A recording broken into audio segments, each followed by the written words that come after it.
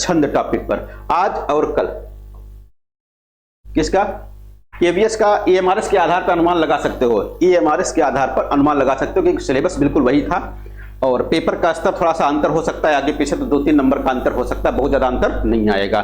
जैसे हमने पहले भी कहा था 50-55 के आसपास आपका केवीएस में हो सकता है क्योंकि पेपर थोड़ा सा कठिन आया ईएमआरएस की अपेक्षा, तो 50-55 के आसपास है, सिलेक्शन होने की संभावना है मेंस के लिए।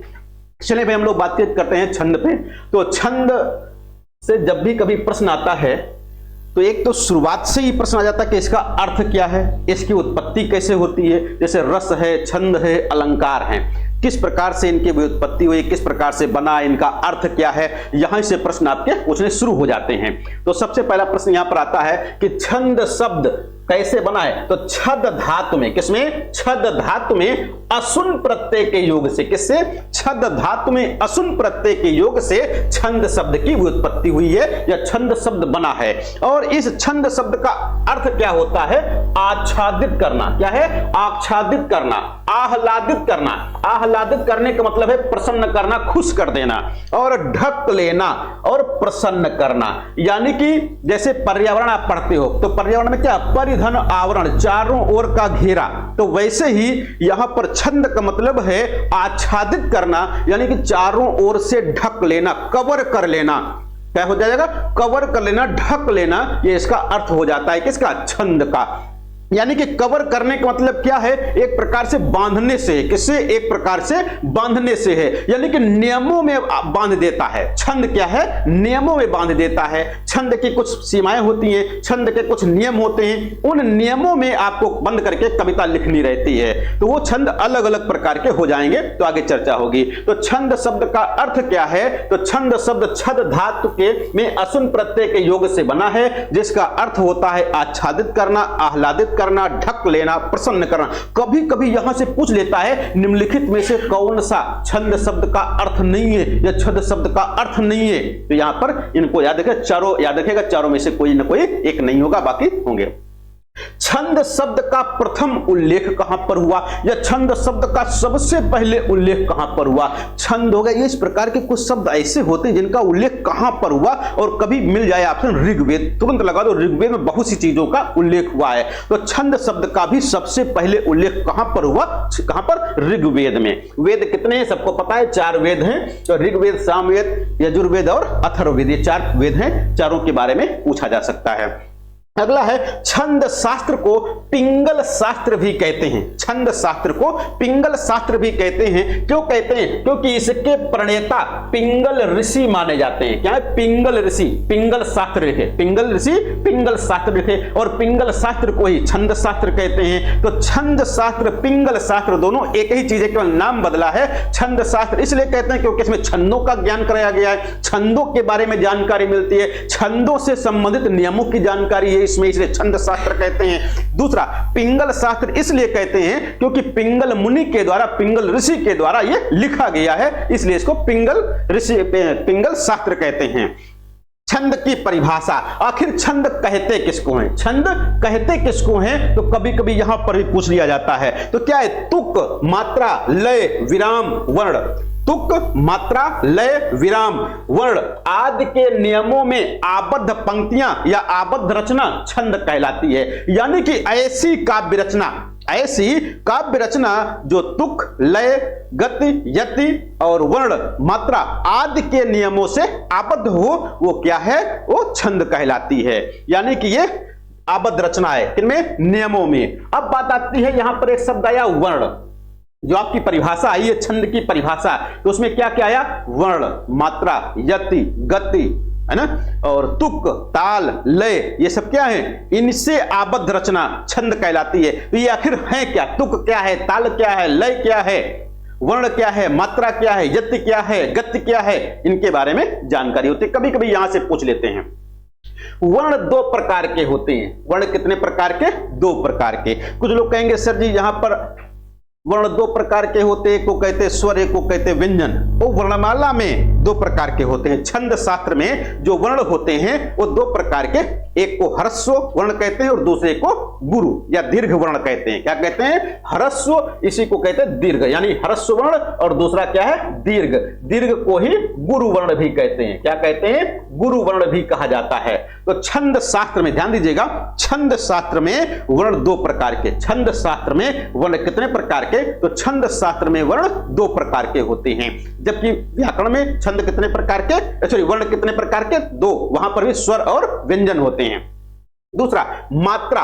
तो छंद शास्त्र में मात्राएं भी दो प्रकार की होती हैं। मात्राएं भी दो प्रकार की होती हैं। एक को कहते हैं लघु मात्रा है और दूसरे को कहते हैं गुरु मात्रा। एक लघु मात्रा और एक गुरु मात्रा। तो मात्राएं कितनी होती हैं? तो मात्राएं दो प्रकार की होती हैं। लघु मात्रा, इसको इस प्रकार से यानी विराम के चिन्ह के रूप में प्रदर्शित किया जाता है, और गुरु मात्रा यानी इसको उल्टा एस के समान, अवग्रह के समान बना दिया जाता है। यानी कि ये गुरु मात्रा का चिन्ह है और ये लघु मात्रा का चिन्ह है। यानी किसी भी वर्ण के ऊपर इस प्रकार का चिन्ह लगा हो तो आपको समझ जाना ये ह्रस्व यानी कि लघु मात्रा का चिन्ह है, और ये इस प्रकार का बना हो एस के समान, तो ये क्या हो जाएगा? ये गुरु मात्रा का चिन्ह हो जाएगा।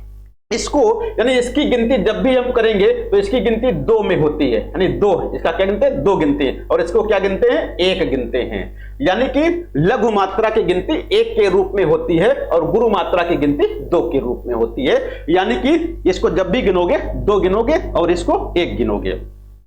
दूसरा आता है मात्रा आखिर होती किसकी है? तो मात्रा केवल स्वर की होती है। मात्रा केवल स्वर की होती है। ध्यान दीजिएगा, मात्रा कभी व्यंजन की नहीं होती है। मात्रा कभी व्यंजन की नहीं होती है। मात्रा जब भी होती है तो मात्रा किसकी होती है? स्वर की होती है। क्यों स्वर की होती है? क्योंकि स्वर से ही मात्रा बनती है। स्वर का ही प्रतीक है। क्या है? स्वर का ही प्रतीक है। यानी कि स्वरों के उच्चारण में लगने वाले समय को ही मात्रा कहते हैं। स्वरों के उच्चारण में लगने वाले समय को ही मात्रा कहते हैं। इसीलिए कहते हैं स्वरों के उच्चारण कालमान को मात्रा कहते हैं। स्वरों के उच्चारण कालमान को मात्रा कहते हैं। यानी स्वरों के उच्चारण में जो समय लगता है उसी को मात्रा कह दिया जाता है। अगर जो कम समय लग रहा है तो लघु मात्रा हो गई, ज्यादा समय लग रहा है तो गुरु मात्रा हो गई।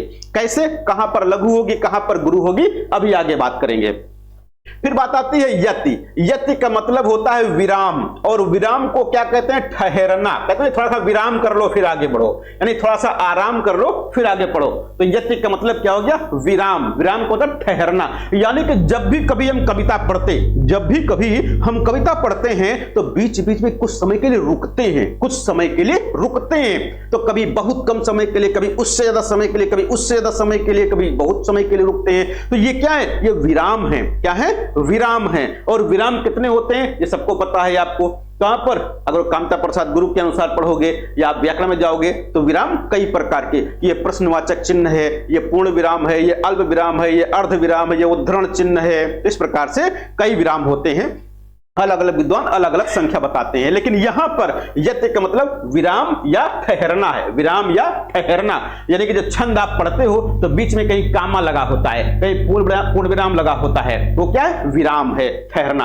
यानी कि छंद को पढ़ते समय प्रत्येक चरण के अंत में, छंद को पढ़ते समय प्रत्येक चरण के अंत में ठहरना पड़ता है। इस ठहरने को यति कहा जाता है, विराम कहा जाता है। ये आपको याद रखना। कभी कभी पूछ लेते हैं यति का अर्थ क्या होता है? यति का अर्थ क्या होता है? तो यति का अर्थ ही विराम होता है, ठहरना होता है, रुकना होता है।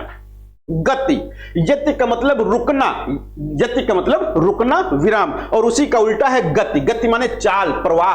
गति माने चाल या प्रवाह। भाई रुके हो, चल रहे हो, तो जो चल रहे हो चाल है, चलने की जो गति है ये क्या है? गति कहलाती है। चाल को ही गति कहते हैं। यानी कि छंद पढ़ते समय कविता के कर्ण मधुर प्रवाह को गति कहते हैं। यानी पढ़ते समय जो हमारा प्रवाह होता है, जो हमारी तेज धीम रफ्तार होती है, अंग्रेजी में तो रफ्तार कह सकते हो। क्या कहते हो? रफ्तार। यानी पढ़ने की जो रफ्तार है उसी को क्या कहते हैं? गति कहते हैं। भाई कभी कभी देखा होगा तो लोग बहुत जल्दी जल्दी पढ़ जाते हैं। तो जब जल्दी जल्दी पढ़ोगे तो कभी कभी अशुद्ध उच्चारण भी हो जाता है, या कुछ चीजें जल्दी पढ़नी होती हैं, कुछ चीजें देर में पढ़नी होती हैं। जैसे मान लो कोई लघु मात्रा है तो लघु मात्रा को जल्दी पढ़ना रहेगा और गुरु मात्रा को देर तक उच्चारित करना होगा। लेकिन अगर इसका उल्टा कर दिए, गुरु मात्रा को कम समय में उच्चारित कर दिए और लघु मात्रा को देर तक उच्चारित करने लगे, तो यानी कि गलत हो जाएगा, या परीक्षा की दृष्टि से ठीक नहीं रहेगा, यानी व्याकरण की दृष्टि से ठीक नहीं रहेगा। तो जो कविता के कर्ण मधुर प्रवाह को क्या कहते हैं? गति कहते हैं। तीसरा आता है पाद या चरण। पाद या चरण, प्रत्येक छंद में कम से कम 4 चरण होते हैं। प्रत्येक छंद में प्रायः कितने चरण होते हैं? 4 चरण होते हैं। कुछ अपवाद स्वरूप, कुछ अपवाद स्वरूप, जैसे कुंडलिया, कुंडलिया में 6 चरण होते हैं। जैसे अभी आ गया छप्पय, छप्पय में 6 चरण होते हैं। तो कुछ चरणों को छोड़, कुछ छंदों को छोड़ करके बाकी यानी छंदों में 4 चरण होते हैं। कितने? 4 चरण। तो प्रायः प्रत्येक छंद 4 चरणों में बटा होता है, इसीलिए इसको कहते हैं छंद के चतुर्थांश को। किसको? छंद के चतुर्थांश को। तो छंद के चतुर्थांश को चरण या पाद कहा जाता है। तो फिर से ध्यान दीजिएगा, प्रत्येक छंद में कम से कम 4 चरण होते हैं और प्रत्येक पंक्ति या छंद के चतुर्थांश को चरण कहते हैं। तुक, अब तुक क्या है? अंग्रेजी में देखा होगा रीमिंग वर्ड, अंग्रेजी पढ़ा होगा, खूब पढ़ा होगा रीमिंग वर्ड। रीमिंग वर्ड मतलब समोच्चारित, यानी एक समान उच्चारित होने वाले वर्णों को तुक कहते हैं। जैसे पढ़ा होगा, कोई चौपाई पढ़ते होगे, आना जाना इस प्रकार से आखिरी में आता होगा चरण के अंत में। उसी प्रकार से राम, श्याम, घनश्याम, राधा, है ना, सीमा, सीता, ऐसे जो आते हैं शब्द मिलते जुलते, यानी एक जैसे उच्चारित होते हैं, तो उनको क्या कहते हैं? तुक कहते हैं। तो चरण के अंत में आने वाले समान वर्णों को, चरण के अंत में आने वाले समान वर्णों को क्या कहते हैं? तुक कहा जाता है। अभी आगे जब छंद हम पढ़ेंगे उदाहरण में, तो वहां पर बताते रहेंगे कि ये तुक है, ये गति है, ये विराम है, ऐसे चलते रहेगा। दूसरा आता है गण। क्या है? गण। छंद शास्त्र में गण बहुत महत्वपूर्ण भूमिका अदा करता है, और खासकर जो वर्णिक छंद होते हैं, क्या? जो वर्णिक छंद होते हैं उसमें गणों की बहुत बड़ी महत्ता होती है, और वहां पर गणों के द्वारा ही हम लोग छंदों की परिभाषा या छंदों का ज्ञान कर पाते हैं। इसलिए गण के बारे में आपको खूब अच्छे से जानकारी रखना है। यहां पर ध्यान रखना है कि गण आखिर कहते किसको हैं? तो 3 वर्णों के समूह को गण कहा जाता है। यानी कि छंद शास्त्र में, किसमें? छंद शास्त्र में 3 वर्णों के जो समूह होते हैं उनको क्या कहते हैं? गण कहते हैं। कभी कभी होता क्या है कि कोई एक ऐसा शब्द जिसमें गण तो एक ही में रहता है, जैसे मान लिख दिया गया कमल, क्या लिख दिया गया? कमल। तो अब देखो कमल में 3 वर्ण तो है ही हैं, एक ये हो गया, एक ये हो गया, एक ये हो गया, इसलिए इसमें एक गण बन गया। या मान लो कभी आ गया राम खेत जाता है, वैसे काव्य में आता है लेकिन मैं गद्य लिखा उदाहरण के लिए। तो अब कहोगे सर जी यहां पर 3 तो है ही नहीं है, इसमें तो गण कैसे बनेगा? इसमें गण कैसे बनेगा? तो इसमें कुछ नहीं करना है, 1 2 और एक ये ले लिया, 3 हो गए। फिर ये वाला इसके साथ जुड़ जाएगा, 3 ये हो गए, तो एक गण ये हो गया, एक गण ये हो गया, ये वाला आखिरी में बच जाएगा। तो इस प्रकार से छंद शास्त्र में जो कविता होती है उसको हम लोग गणों में बांट लेते हैं। 3 वर्णों के समूह बना लेते हैं जिनको गण कहा जाता है। और इनकी महत्ता कहां पर है? जो ज्यादा महत्ता है वो कहां पर? वो वर्णिक छंद में ज्यादा महत्ता है, और जो हमारा मात्रिक छंद है इसमें इसका प्रयोग बहुत कम होता है। तो आखिर है क्या ये? 3 वर्णों के समूह को क्या कहते हैं? गण कहते हैं। और इसका एक सूत्र दिया गया, यमाता राजभान सलगा। यमाता राजभान सलगा, यमाता राजभान सलगा को खूब अच्छे से याद कर जाओ, एक बार नहीं कम से कम 20 बार पढ़ो, और इसको भूलना ही नहीं है, इसको भूलना ही नहीं है। अगर ये भूल गए तो वर्णिक छंद आप बिल्कुल भूल जाओगे 100%, इसमें कोई गारंटी नहीं है। यानी कि ये आपको याद करना ही करना है। कुछ लोग कहेंगे इतना भयंकर शब्द लिखा, इतना बड़ा शब्द लिखा, कैसे शब्द याद होगा? कुछ नहीं, बिल्कुल आसान है। यमाता राजभान सलगा, ऐसे याद कर लो, यमाता राजभान सलगा, 100% याद हो जाएगा। अभी नहीं याद होगा तो आगे बताते हैं कैसे याद करना है। सूत्र के आधार पर गणों की संख्या 8 है, ये याद रखिएगा। गणों की संख्या कितनी है? छंद शास्त्र में गणों की संख्या कितनी? तो छंद शास्त्र में 8 गण होते। कितने? 8 गण होते हैं। कौन कौन होते हैं? सब इसी में समाहित है, अभी आगे बताते हैं। वर्णिक छंदों की पहचान इसी के आधार पर होती है।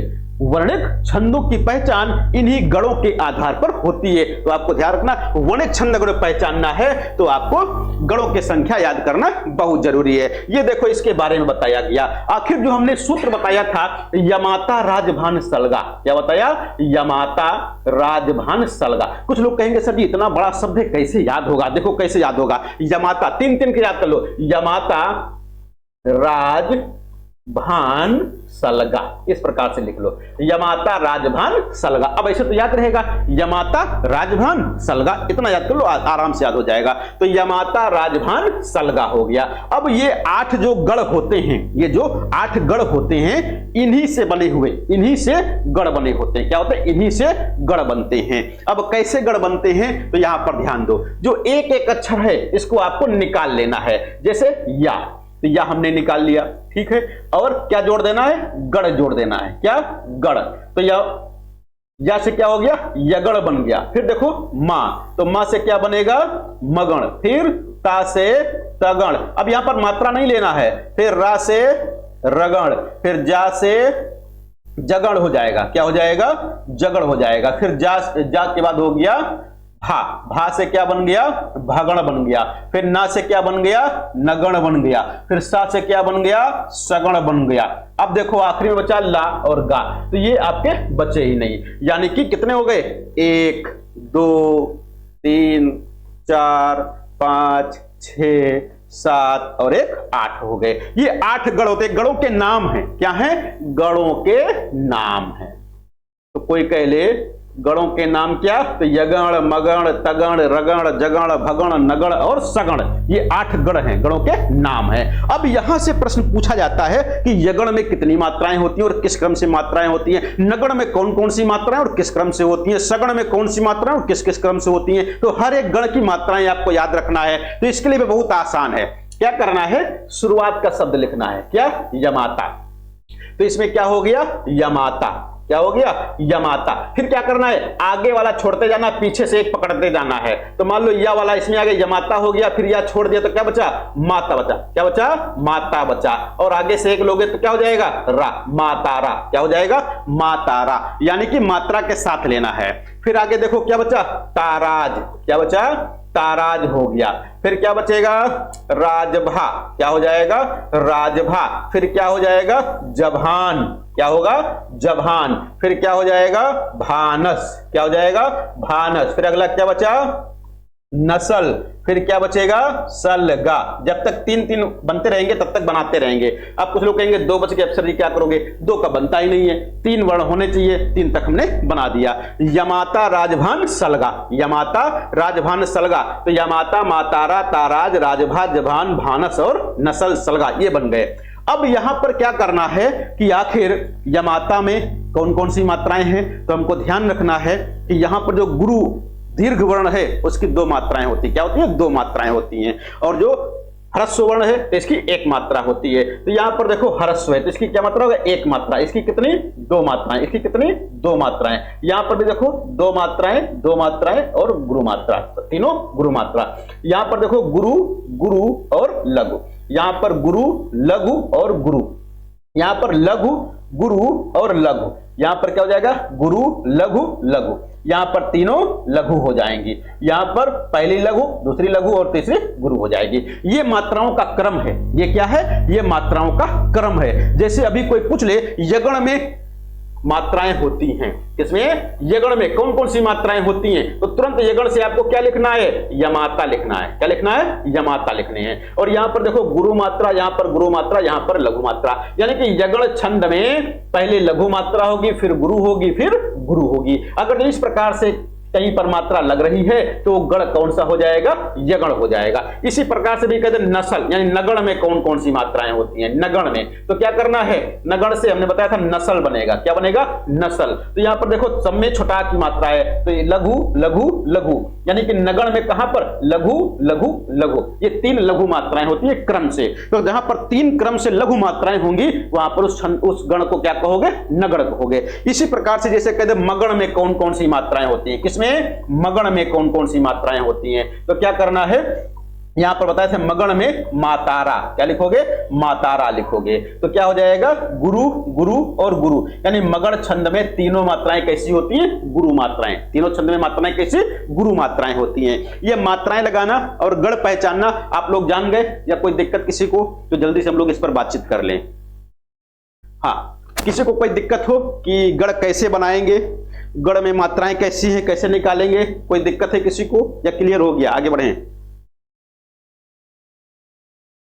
फिर से एक बार रिपीट कर दें, देखो आगे अभी आपका आ जाएगा। हाँ, यहां पर देखो क्या आ गया, स्पष्टीकरण दे दिया गया। यहां पर देखो सूत्र संकेत दिया गया, क्या दिया गया, सूत्र संकेत दिया गया। यहां पर सूत्र देखो हमने लिख दिया फिर से, यमाता राजभान सलगा, यमाता राजभान सलगा, ये देखो सूत्र हमने लिख दिया। इसी सूत्र का यहां पर देखो संकेत दे दिया गया, यमाता मातारा ताराज राजभा जभान भानस, है ना, नसल सलगा, ये आ जाएगा। तो अब देखो यहां पर गण का नाम दे दिया गया, क्या दिया गया, गण का नाम दे दिया गया। यगण मगण तगण रगण जगण, है ना, फिर भगण नगण सगण, ये ऐसे आ जाएगा। तो अब यहां पर देखो फिर से मात्राएं दे दी हमने, मात्राएं लगा करके दे दिया है आपको। तो जैसे कह दिया गया यगण में कौन कौन सी मात्राएं होंगी, या यगण में बनने वाला सूत्र क्या है, तो सूत्र देखो ये बन गया यमाता, और इसमें उदाहरण क्या आएगा, इसी में मात्रा करके देख लो, बिल्कुल क्लियर हो जाएगा। यहां पर देखो लघु गुरु लग गुरु है ना, तो इसी प्रकार से देखो यहां पर लगी हुई है। यहां पर एक उदाहरण दे दिया गया शब्द का, तो यहां पर देखो शब्द क्या दिया गया है, यशोदा दिया गया। तो यशोदा में देखो या पे छोटा की मात्रा है तो लघु मात्रा हो जाएगी, सो पर ओ की मात्रा है गुरु मात्रा हो जाएगी, फिर दा पे बड़ा की मात्रा है तो गुरु मात्रा। यानी कि यशोदा में कौन सा गण है, तो यगण है। यशोदा में कौन सा गण है, यगण है। इसी प्रकार से मगण में कौन सा, तो मातारा, यहां पर देखो गुरु मात्रा, यहां पर गुरु, यहां पर गुरु, तो यहां पर देखो क्या है, गुरु गुरु और गुरु हो गया, ठीक है। इसी प्रकार से तगण, तगण में क्या, ताराज है, पहला गुरु दूसरा गुरु तीसरा लघु, तो यहां पर देखो इसी प्रकार से लिखा गुरु गुरु और लघु। इसी प्रकार से राजभा यानी रगण में, तो रगण में क्या दिया गया, पहले गुरु फिर लघु फिर गुरु, देखो गुरु लघु गुरु, तो यहां पर देखो गुरु मात्रा है, यहां पर लघु मात्रा, यहां पर गुरु मात्रा। फिर देखो जभान यानी जगण, जगण में पहले लघु है फिर गुरु है फिर लघु है, तो यहां पर देखो लघु गुरु और लघु हो गया। ऐसा क्रम जहां पर मिले वहां पर जगण हो जाएगा।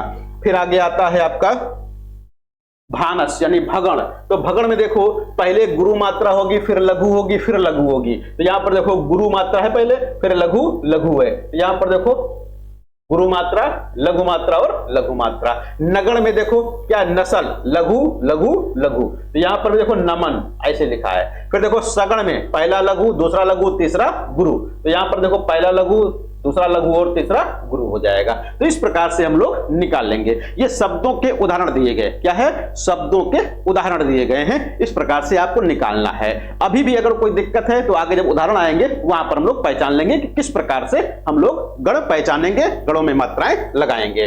अब इस सूत्र में देखो क्या दिया गया है, जैसे यमाता राजभान सलगा, ये सूत्र दे दिया गया, क्या दिया गया, यमाता राजभान सलगा, यमाता राजभान सलगा। तो इसमें आपने देखा यमाता से, है ना, या यगण मगण तगण रगण जगण भगण नगण सगण, ये सब बन गए, ये 8 गण बन गए इन वर्णों से। यहां पर देखो ये 2 वर्ण बेचारे किनारे पड़े हुए हैं, ये 2 वर्ण बेचारे किनारे पड़े हुए हैं, इनसे कोई मतलब नहीं है। ये केवल गणों को बनवा देते हैं, बाकी ये गण बनाते नहीं, स्वयं नहीं बनते गण, है ना। तो इसलिए ये जो आखिरी में आए, तो यहां पर देखो पहला दूसरा, है ना, तीसरा चौथा पांचवा छठा सातवां आठवां, ये 8 से तो गण बन गए। फिर 9वां और 10वां, ये 2 वर्ण बचते हैं, 9वें नंबर के और 10वें नंबर के, इनको क्या कहते हैं, तो यहां पर देखो सूत्र के अंतिम 2 वर्ण ला और गा छंद शास्त्र में दशाक्षर माने जाते हैं। क्या मानते हैं, दशाक्षर। दशाक्षर को अलग अलग कर लो तो 10 प्लस अक्षर हो जाएगा, क्या हो जाएगा, 10 प्लस अक्षर हो जाएगा, यानी कि 10वें नंबर पर आते हैं, 10वें क्रम पर आते हैं, इसलिए दशाक्षर कहते हैं। यानी कि ला और गा, वैसे ला तो 9वें नंबर पर आता है, गा 10वें नंबर पर आता है, लेकिन इन दोनों को, ला और गा, इन दोनों को दशाक्षर कहा जाता है। ये आपको ध्यान रखना है। भले जो 9 नंबर पर आता है ला, उसको नवाक्षर नहीं कहोगे, दशाक्षर ही कहोगे, भले ही 9 नंबर पर आता है। तो जो यमाता राजभान सलगा सूत्र के जो अंतिम 2 वर्ण हैं, इनको क्या कहते हैं? दशाक्षर। क्या? दशाक्षर। ये 10वें नंबर पर आते हैं, इसलिए इनको दशाक्षर कहा जाता है। फिर बात आती है झा, हा, भा और मूर्धन्य सा। ये 4 वर्ण हैं। क्या हैं? ये 4 वर्ण हैं, झा, हा, भा और सा। छंद शास्त्र में ये अशुभ माने जाते हैं। क्या? अशुभ, यानी कि शुभ नहीं माने जाते, अच्छा संकेत नहीं है, अशुभ माने जाते हैं। कौन कौन? झा, हा, मूर्धन्य सा और भा। झा, भा, हा और सा, ये क्या है? अशुभ माने जाते हैं और इन्हें दग्धाक्षर भी कहते हैं। क्या कहते हैं? दग्धाक्षर। दग्धाक्षर और दशाक्षर दोनों में हम लोग कभी कभी भ्रमित हो जाते हैं, यानी कि दशाक्षर 10वें नंबर पर आते हैं, इसलिए इसको दशाक्षर कहते हैं। और यहां पर देखो दग्धाक्षर, यानी कि दग्धाक्षर आखिर कहोगे किसको? दग्धाक्षर किसे कहा जाएगा? तो अगर इसको अलग अलग कर लिया जाए तो दग्ध प्लस अक्षर। दग्ध माने होता है जलना या जलाना, है ना? तो जलना प्लस अक्षर हो गया, यानी कि अशुभ। भाई जल करके राख हो जाएगा तो अशुभ तो माना ही जाएगा, यानी कि दग्ध प्लस अक्षर। जो अशुभ हैं उनको दग्धाक्षर कहते, जो अशुभ हैं उनको दग्धाक्षर कहते, और जो 9वें और 10वें नंबर पर है उनको दशाक्षर कहते। याद रखना है। तो ला और गा ये दशाक्षर हैं, और झा, भा, हा और मूर्धन्य सा, ये 4 वर्ण ऐसे हैं जिनको दग्धाक्षर कहते हैं, जो अशुभ माने जाते हैं छंद शास्त्र में। याद रखिएगा, कभी कभी परीक्षा में पूछ लेते हैं। अब बात आती है कि छंद में मात्राओं को किस प्रकार से लगाते हैं। लघु मात्रा कहां पर है और गुरु मात्रा कहां पर है, यानी कि लघु मात्रा कहां लगाएंगे और गुरु मात्रा कहां पर लगाएंगे। जैसे अभी हम यमाता राजभान सलगा सूत्र में लगा लगा करके दिखा रहे थे मात्राएं, कहीं पर लघु, कहीं पर गुरु, कहीं पर लघु, कहीं पर गुरु। कुछ लोग कहेंगे सर जी कैसे लगाते चले जा रहे हैं, ये आप भी लगाओगे बहुत आसान हो जाएगा। तो कहां पर लघु मात्रा लगती है और कहां पर गुरु मात्रा लगती है, ये आपको ध्यान रखना है। देखो लघु मात्रा का जो सूत्र है या लघु मात्रा का जो प्रतीक है, हमने बताया है कि लघु मात्रा जहां पर होती है उसका प्रतीक क्या है? तो लघु का प्रतीक, लघु मात्रा का प्रतीक कैसे होता है? एक सिंगल विराम लगा होता है। क्या? सिंगल विराम लगा होता है। और गुरु मात्रा का प्रतीक क्या है? गुरु मात्रा का प्रतीक क्या है? तो गुरु मात्रा का जो प्रतीक हो जाएगा वो कैसा बन जाएगा? एस के समान बन जाता, ऐसे बना होता है। क्या होता है? ऐसे बना होता है। अब कुछ लोग कहेंगे सर जी ये गुरु लिखा है कि गुरु लिखा है ना? तो यहां पर ध्यान दीजिएगा, एक गुरु होता है और एक गुरु होता है। ठीक है, दोनों में अंतर क्या होता है? कभी कभी होता क्या है कि रा में छोटाऊ की मात्रा और बड़ाऊ की मात्रा हम लोग नहीं समझ पाते, कहां पर छोटाऊ की मात्रा है और कहां पर बड़ाऊ की मात्रा है। जैसे एक गुरु का मतलब गुरुजी होता है, यानी मास्टर होता है, अध्यापक होता है, और एक गुरु का मतलब भारी होता है, यानी भारी, वजनदार जिसको कहते हैं। तो गुरु और गुरु में अंतर क्या होता है? गुरु जो होता है वो शिक्षक होता है, समझाने वाला, बुझाने वाला, बताने वाला होता है, और जो गुरु होता है वो भार, जिसमें भार ज्यादा होता है, वजन ज्यादा होता है, उसको कहते हैं। ठीक है, याद रखिएगा। अब कैसे मात्रा लगती है रा में?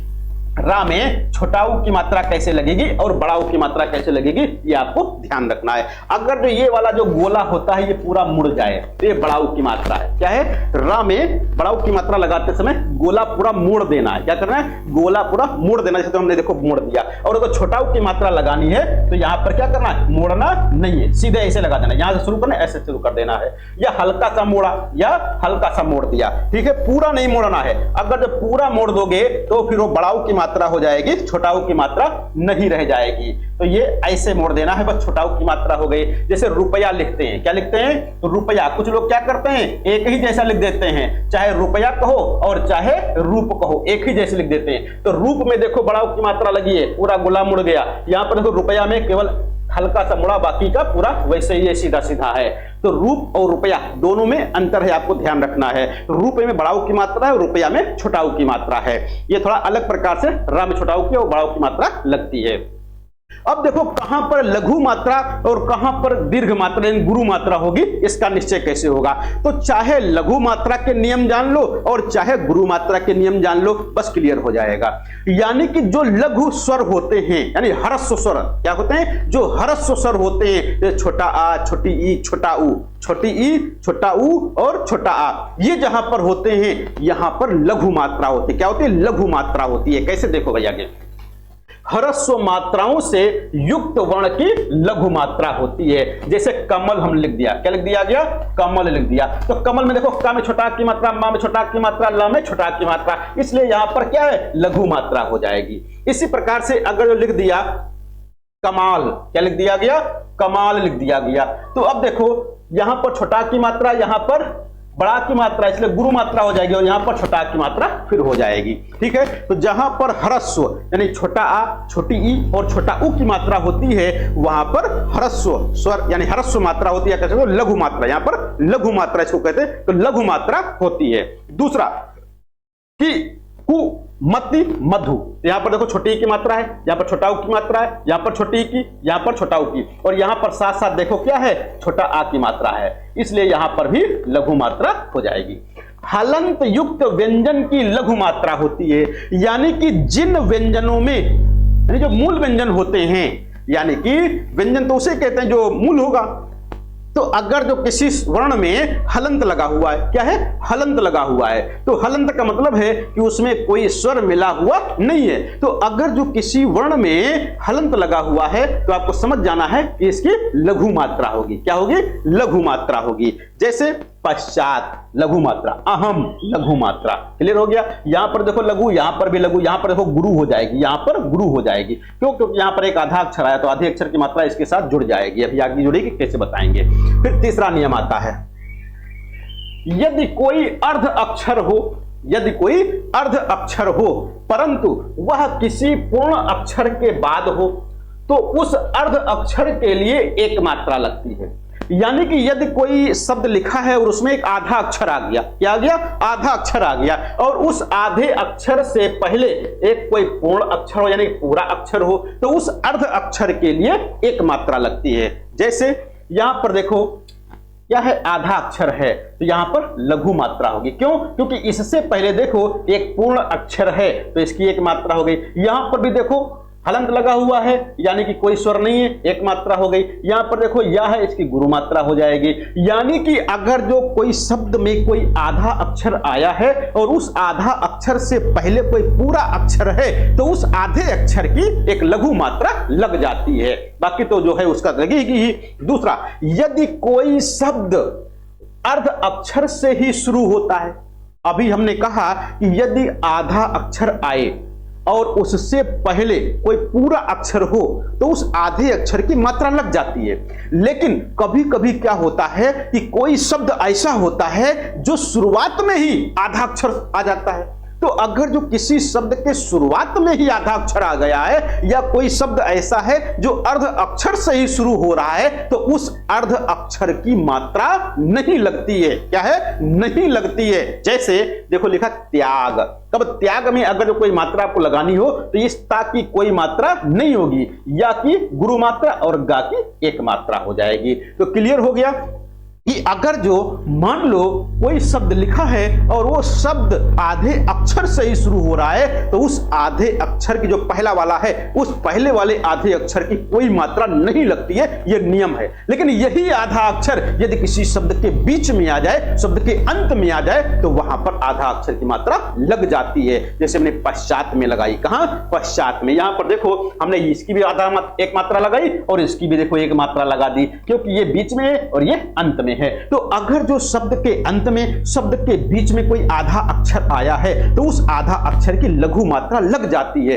लेकिन वही आधा अक्षर यदि शब्द के शुरुआत में आ जाए, यानी कि आधे अक्षर से ही जब शुरुआत हो जाती है शब्द की, तो जिस आधे अक्षर से शब्द की शुरुआत होती है उस आधे अक्षर की कोई मात्रा नहीं लगाई जाती है। यह आपको ध्यान रखना है।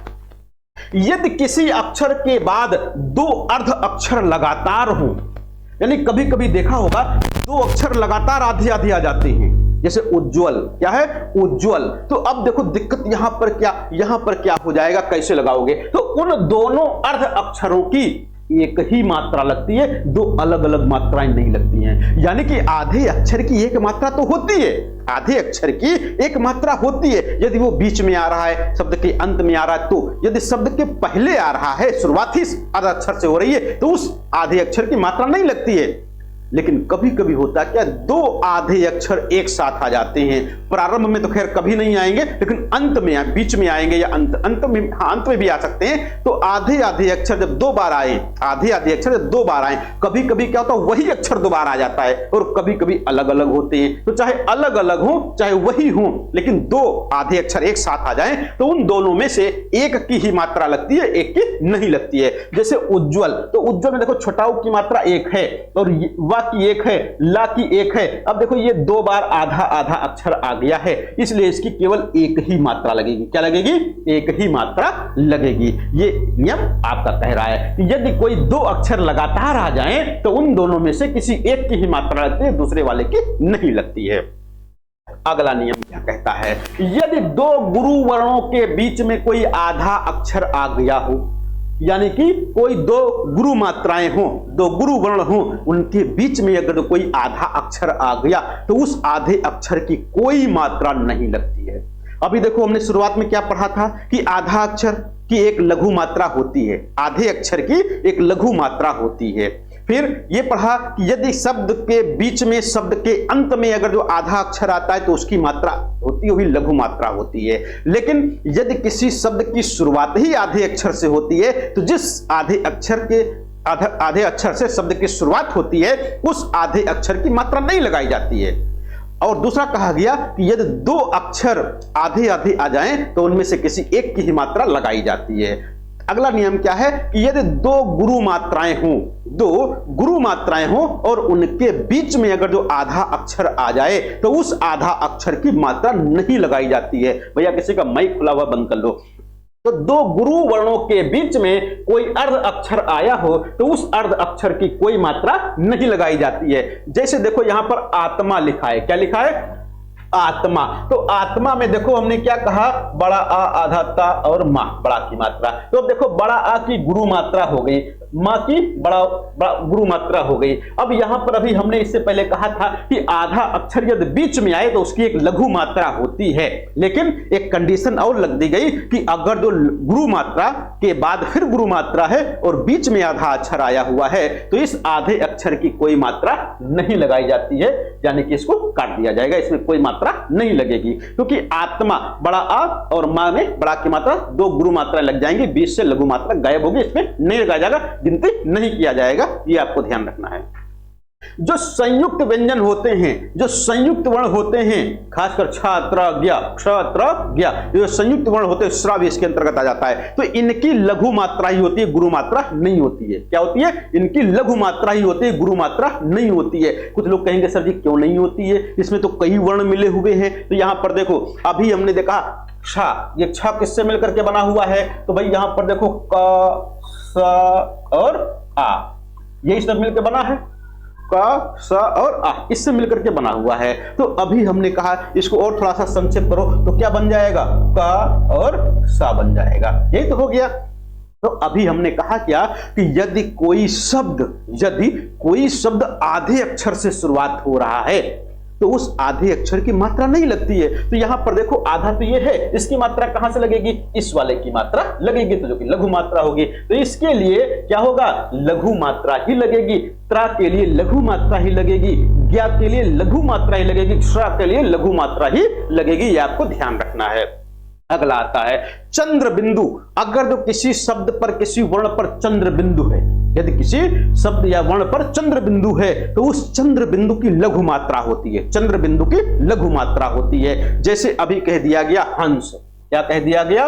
हंस कह दिया गया। एक तो ये हो गया और एक हंस कह दिया गया, इस प्रकार से। तो अब कुछ लोग कहेंगे, इसको थोड़ा सा अलग, थोड़ा दूर लिख दें ताकि आसान हो जाए समझने में। देखो यहां पर क्या है, एक हंस लिखा हुआ है और एक हंस लिखा हुआ। क्या लिखा? हंस लिखा हुआ है। कुछ लोग दोनों को एक ही जैसा लिख देते हैं, दोनों को एक ही जैसा लिख देते हैं, ठीक है। तो अब यहां पर देखो हमने कहा चंद्र बिंदु की लघु मात्रा होती है, तो इस हा पर किसकी मात्रा लगेगी? लघु मात्रा। सा पर किसकी लगेगी? लघु मात्रा। चंद्र बिंदु की हमने कहा है लघु मात्रा होगी, चंद्र बिंदु की। दूसरा, अभी इसी को लिख दिया गया चांद, ठीक है। अब यहां पर कौन सी मात्रा होगी? तो लोग कहेंगे सर जी आपने अभी तो बताया है कि चंद्र बिंदु की लघु मात्रा होगी। तो यहां पर देखो, यहां पर चंद्र बिंदु की मात्रा नहीं, चंद्र बिंदु की तो लघु ही रहेगी, लेकिन जो बड़ा आ है इसकी गुरु मात्रा हो जाएगी, इसलिए इस पर किसकी मात्रा होगी? गुरु मात्रा होगी, और दा पर लघु मात्रा हो जाएगी। अब कहा जाए यहां पर किसकी मात्रा होगी? तो अगर जो केवल अनुस्वार है, क्या है? अनुस्वार, तो अनुस्वार का उच्चारण देर तक होता है। क्या होता है? इसका उच्चारण देर तक होता है, इसलिए इसकी गुरु मात्रा होती है। जैसे हंस, हंस और हंस दोनों में अंतर उच्चारण में, तो हंस जो है देर तक उच्चारित हो रहा है, इसलिए इसके गुरु मात्रा होगी। यानी कि जहां पर अनुस्वार हो, जहां पर अनुस्वार हो, वहां पर कौन सी मात्रा? गुरु मात्रा। कंचन कौन सी? गुरु मात्रा। चंदन कौन सी? गुरु मात्रा। पंप कौन सी? गुरु मात्रा। संबल कौन सी? गुरु मात्रा।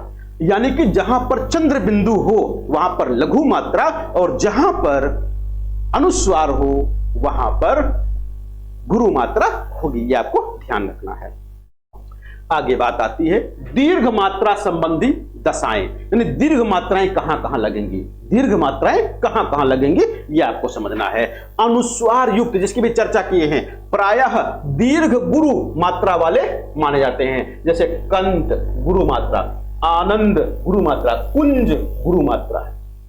दूसरा, विसर्ग से पहले आया हुआ वर्ण गुरु होता है। विसर्ग से पहले जिस शब्द वर्ण पर विसर्ग लगा हुआ है, तो विसर्ग से पहले वाला जो वर्ण है वो हमेशा क्या होगा? गुरु होगा। यानी कि दुख यहां पर गुरु, पय या कैसा? गुरु मात्रा होगी। रेफ युक्त वर्ण, यानी कि रेफ युक्त वर्ण जो होता है, रेफ युक्त वर्ण जो होता है वो गुरु होता है। रेफ युक्त वर्ण कैसा होता है? गुरु होता है। यानी कि जिस वर्ण पे रा लगा हुआ है, तो ये इससे पहले ये क्या हो जाएगा? गुरु मात्रा हो जाएगी। इससे पहले क्या हो जाएगी? गुरु मात्रा हो जाएगी। ये आपको ध्यान रखना। रेफ युक्त वर्ण कैसा? रेफ युक्त वर्ण कैसा हो जाएगा? गुरु मात्रा होगी। रेफ युक्त वर्ण में गुरु मात्रा, जिसके ऊपर आधा रा लगा, जिसके ऊपर आधा रा लगा है उसकी कौन सी मात्रा? गुरु मात्रा होगी। अनुस्वार की गुरु मात्रा होगी, अनुस्वार की गुरु मात्रा होगी, विसर्ग युक्त वर्ण की गुरु मात्रा होगी। तीन याद रखो जहां पर गुरु मात्रा होती है, अनुस्वार, अनुस्वार गुरु मात्रा, दूसरा विसर्ग गुरु मात्रा, दूसरा जहां पर क्या होता है? रेफ लगा होता है, यानी कि रा लगा होता है, उस पर गुरु मात्रा होती है। इसके अलावा बड़ा आ, बड़ी ई, बड़ा ओ, बड़ा वाला री, ए, ओ, ए, औ, ये जो वर्ण होते हैं इन पर गुरु मात्रा लगती है। बाकी की जगह पर लघु मात्रा, छोटा आ, छोटी ई, छोटा ऊ और ऋढ़ की एक मात्रा लगती है, उस पर भी लघु मात्रा लगती है। ये तो हो गया मात्रा संबंधी नियम, यानी मात्राएं कहां कहां पर लगेंगी। अब जब आगे लगाएंगे साथ साथ आपको याद होती रहेंगी। कुछ लोग कहेंगे सर जी इतने नियम, हमने नीचे की बात नहीं की, हमने ये कहा जो ऊपर लगा है, जो ऊपर लगा है। अब बात आई नीचे जैसे लगा है, ठीक है, ये लगा है, ठीक है। तो आपको जब कभी ऐसी स्थिति आए, समझ में ना आए कि इसमें कौन सी मात्रा लगेगी, इसमें कौन सी मात्रा लगेगी, आपको समझ में ना आए, क्या करो? विन्यास कर लो। क्या करो? विन्यास करो। और जब इसका विन्यास करोगे तो क्या करोगे? गा प्लस रा प्लस आ प्लस हा प्लस आ, यही तो करोगे। अब देखो एक आधा अक्षर है इसकी तो, और ये मिलकर के क्या बन जाएंगे? रा बन जाएंगे।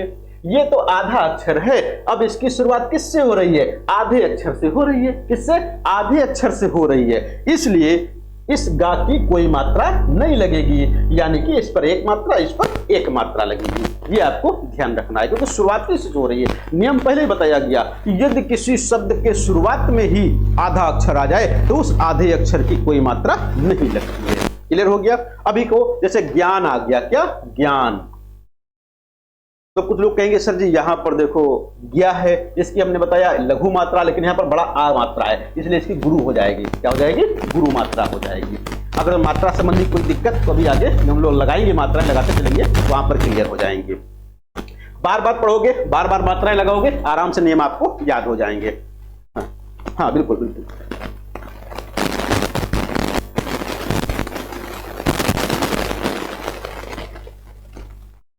सिंगल वाली लघु मात्रा, लघु मात्रा। वैसे जो गुरु वाली री होती है वो हिंदी में होती ही नहीं है, वो संस्कृत में होती है, यहां पर नहीं होती है। यहाँ पर नहीं होती है। इसलिए ऋण की मात्रा लगी तो आपको लघु मात्रा ही लगाना है, दीर्घ मात्रा नहीं लगाना है, गुरु मात्रा नहीं लगाना है। चलिए भाई, अब बात आती है छंद के भेद से। छंद के भेद से बात आती है। छंद कितने प्रकार के होते हैं?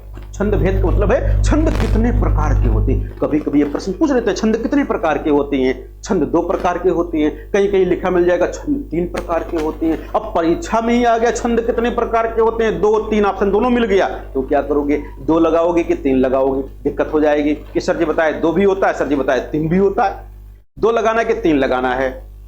तो जब कहा जाए छंद प्रायः कितने होते हैं, कितने प्रकार के होते हैं, तो आपको 3 बताना है। लेकिन छंद कितने होते हैं तो आपको 2 ही बताना है। छंद कितने प्रकार के होते हैं तो 2 ही बताना है। क्यों?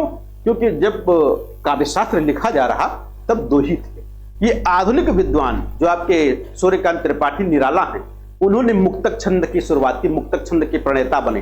तो आधुनिक काल में आकर के छंद की बात जब हुई तब वहां पर 3 छंद हो गए, मुक्तक छंद भी आ गया। तो शुरुआत में आपको 2 ही बताना है। तो छंदों के मुख्यतः कितने भेद होते हैं? तो छंदों के मुख्यतः 2 भेद होते हैं। एक को कहते हैं मात्रिक छंद और दूसरे को कहते हैं वर्णिक छंद। मात्रिक बना हुआ है किससे? मात्रा से। मात्रिक बना किससे? मात्रा से। मात्रा प्लस 1 बराबर मात्रिक। इसी प्रकार से वर्ण प्लस 1 बराबर वर्णिक। ठीक है। अब वैसे वर्णिक शब्द जो लिखा हुआ है गलत लिखा हुआ है, यहाँ पर बड़ा आ की मात्रा होनी चाहिए, क्योंकि एक प्रत्यय जब जुड़ता है तो बड़ा आ बढ़ जाता है। ठीक है। अब जहां पर मात्रा यानी मात्राओं की संख्या, मात्रिक छंद कहते किसको हैं? जहां पर मात्राओं की संख्या तथा उनका क्रम का नियम पाया जाता है। जिस रचना में मात्राओं की संख्या तथा मात्राओं के क्रम का नियम होता है उसको मात्रिक छंद कहते हैं। और जिस छंद में वर्णों की संख्या तथा उनका क्रम निश्चित होता है या उसका नियम होता है उसको वर्णिक छंद कहते हैं। मात्रिक छंदों में दोहा, सोठा, चौपाई, रोला, हरगीतिका, गीतिका और छप्पय, कुंडलिया, रोला ये सब आ जाएंगे। वर्णिक छंद में इंद्रवज्रा, उपेंद्र वज्रा, सवैया ये सब इसके अंतर्गत आ जाएंगे। तो कभी कभी सीधे प्रश्न पूछ लेते हैं कि कौन वर्णिक छंद है और कौन मात्रिक छंद है। जब कभी ऐसा प्रश्न आ जाए कौन वर्णिक छंद है कौन मात्रिक छंद है, कौन मात्रिक छंद नहीं है कौन वर्णिक छंद नहीं है, समझो फ्री का नंबर आपको मिल गया। क्या हो गया? फ्री का नंबर मिल गया, क्योंकि ये बहुत आसान चीजें हैं, ये कभी गलत नहीं होनी चाहिए। तो दोहा, चौपाई, सोठा ये कैसे हैं? ये मात्रिक छंद हैं। और सवैया, इंद्रवज्रा, उपेंद्र वज्रा ये कैसे हैं? आपके वर्णिक छंद हैं। ठीक है। परिभाषा हमने बता ही दी है। अब आगे बात आती है मात्रिक और वर्णिक। मात्रिक और वर्णिक छंद के पुनः 3 और भेद किए जा सकते हैं। यानी कि जो वर्णिक छंद हैं और जो मात्रिक छंद हैं, दोनों छंदों के 3 और भेद कर दिए गए। ऐसे 3 और भेद कर दिए गए। एक को कहा गया सम, दूसरे को अर्धसम, तीसरे को विषम। अगर जब मात्राओं की बात करो तो अर्धसम मात्रिक और सम मात्रिक, अर्धसम और अर्धविषम मात्रिक। इसी प्रकार से वर्णिक करो समवर्णिक, अर्धसमवर्णिक और अर्धविषमवर्णिक मात्राएं। ठीक है। कैसे? सम जिसमें वर्णों या मात्राओं की संख्या चारों चरणों में समान होती है। यानी कि एक ऐसा छंद जिसमें मात्राओं या वर्णों की संख्या सभी चरणों में बराबर हो। 4 चरण हो तो चारों चरणों में बराबर हो, 6 हो तो 6 चरणों में बराबर मात्राएं हो, बराबर वर्ण हो, तब तो उसको समवर्णिक या सममात्रिक छंद कहा जाएगा। जैसे चौपाई है, क्या है? चौपाई है। रोला है, चौपाई है, रोला है। तो चौपाई कैसा छंद है भाई? कहते हैं चौपाई में 4 चरण होते हैं, प्रत्येक चरण में 16 मात्राएं होती हैं। तो प्रत्येक चरण में 16 मात्राएं होती हैं, तो प्रत्येक चरण में 16 हैं, इसलिए सममात्रिक हो जाएगा। दोहा किस प्रकार का छंद है? कहते हैं दोहा में 4 चरण होते हैं, पहले और तीसरे चरण में 13, दूसरे और चौथे चरण में 11 मात्राएं होती हैं। तो यहां पर देखो पहले और तीसरे में बराबर हैं, दूसरे और चौथे में बराबर हैं, इसलिए अर्ध सममात्रिक हो जाएगा। कैसा? अर्ध सममात्रिक हो जाएगा। इसी प्रकार से कुंडलिया, छप्पय ये संयुक्त छंद हैं, कई छंदों के योग से 2 छंदों के योग से मिलकर बनते हैं, इसलिए यानी जो संयुक्त छंद होते हैं वे प्रायः विषम मात्रिक छंद होते हैं। कैसे? विषम मात्रिक छंद होते हैं। विषम मात्रिक छंद की पहचान क्या, परिभाषा क्या है? कि ऐसे छंद जिसमें चरणों में यानी सभी चरणों में मात्राओं की संख्या या वर्णों की संख्या निश्चित ना हो उसको विषम मात्रिक कहते हैं। यहां पर आपको ध्यान रखना है, आपकी परीक्षा में एक चौथा ऑप्शन मिलता है अर्ध विषम। अर्ध विषम पिछली बार एलटी की परीक्षा में पूछा गया था, दोहा किस प्रकार का छंद है? दोहा किस प्रकार का छंद है? 99% लोगों ने अर्ध विषम लगा दिया। क्या लगाया? अर्ध विषम लगा दिया। क्यों लगा दिया? इसके पीछे कारण है। पहला और तीसरा इन चरणों में 13-13, दूसरे और चौथे में 11-11 मात्राएं होती हैं। क्या होती हैं? 11-11 मात्राएं होती हैं। कुछ लोग कहते हैं 13 क्या है? विषम है। ये गणित पढ़ने लगते हैं, ये क्या है? विषम है। दोनों जोड़ दो 24, कहते हैं ये सम है। क्या कहते हैं? सम। इसीलिए कहते हैं अर्ध विषम, कुछ लोग बोल देते हैं। तो यानी यहां पर देखो जो भेद बताए गए, अर्ध विषम नाम का कोई भेद है ही नहीं। जब कभी पूछा जाए, कोई भी छंद पूछा जाए ये किस प्रकार का छंद है, तो अर्ध विषम तो कतई ऑप्शन चुनना ही नहीं है, क्योंकि इस प्रकार का कोई छंद होता ही नहीं है। दिक्कत आपको कहां पर होगी? दोहा में, सोठा में। कहां पर?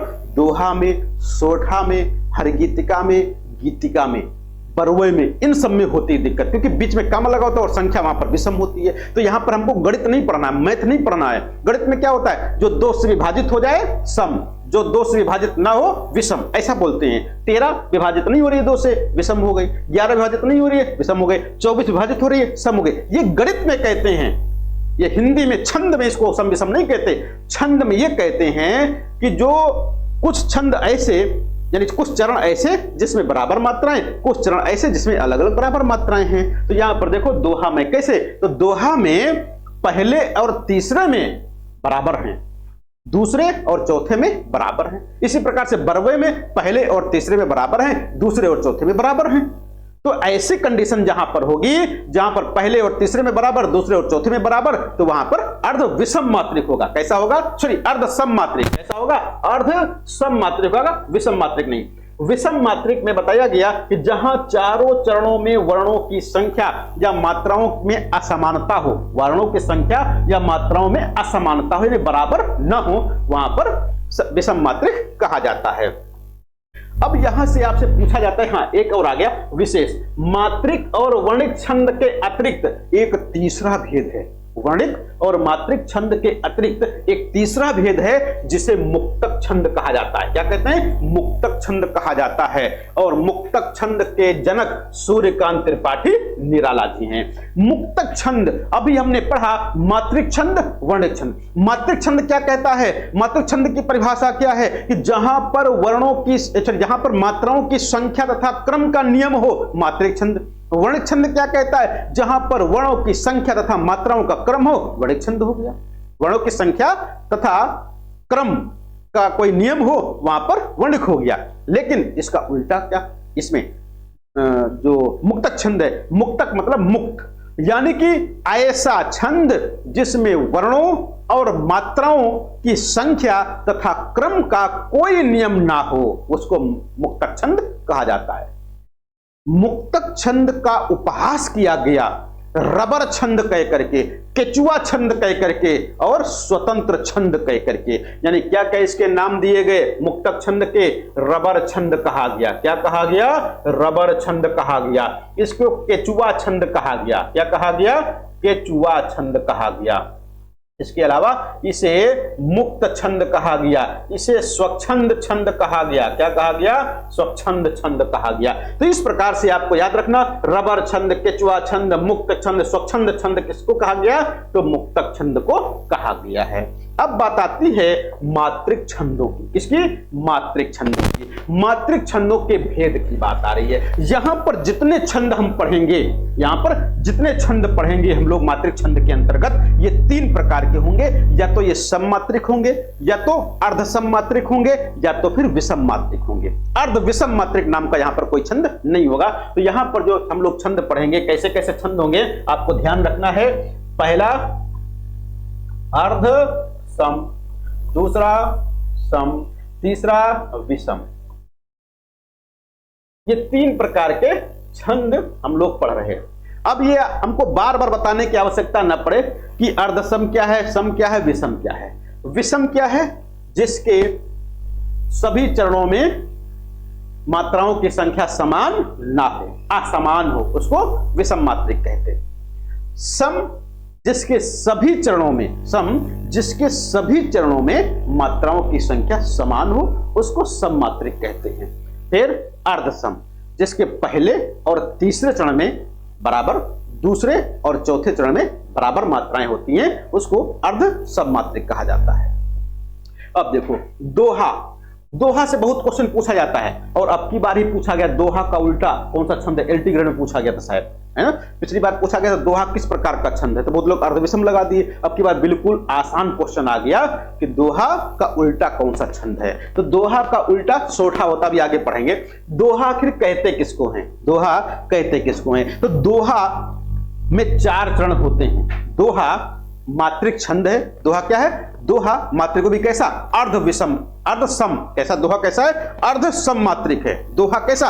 अर्धसम मात्रिक छंद है। इसमें 4 चरण होते हैं। दोहा अर्धसम मात्रिक छंद है, इसमें 4 चरण होते हैं। इसके पहले और तीसरे चरण में 13-13, दूसरे और चौथे में 11-11 मात्राएं होती। कभी कभी हम लोगों को भ्रम हो जाता है परीक्षा में, एक तो प्रेशर बहुत ज्यादा रहता है। भ्रम क्या हो गया कि पहले और तीसरे में 13-13 सर जी बताए थे कि दूसरे और चौथे में सर जी बताए थे 13-13, किसमें 13 थे? अब यहां पर भ्रम हो जाता है, और जब भ्रम हो जाता है, शंका हो जाती है, फिर यह शंका कभी मिटती नहीं जब तक गलत नहीं करा लेती है प्रश्न। इसलिए आपको क्या करना है? भयभीत नहीं होना है, सर नहीं खुजलाना है परीक्षा में। तुरंत एक दोहा लिखना है। कबीर दास के ढेर सारे दोहे, रहीम के ढेर सारे दोहे, बिहारी लाल के बहुत से दोहे, भारतेंदु हरिश्चंद्र के बहुत से दोहे आपको याद होंगे। कोई एक दोहा लिखो, यही लिख दो, निज भाषा उन्नति है सब उन्नति को मूल, बिनु निज भाषा ज्ञान के मिटे नहीं कुछ। कस्तूरी कुंडल बसे मृग ढूंढे बनमा, ऐसे गड़गट राम में दुनिया देखे ना, मेरी भव बाधा हरो राधा नागर, सोई जातन की झाई पर श्याम हरे दुति। ढेर सारे दोहे आपको याद होंगे, ठीक है। एक दोहा लिख डालो। कुछ लोग कहेंगे सर जी लिखने में बड़ा समय लगता है।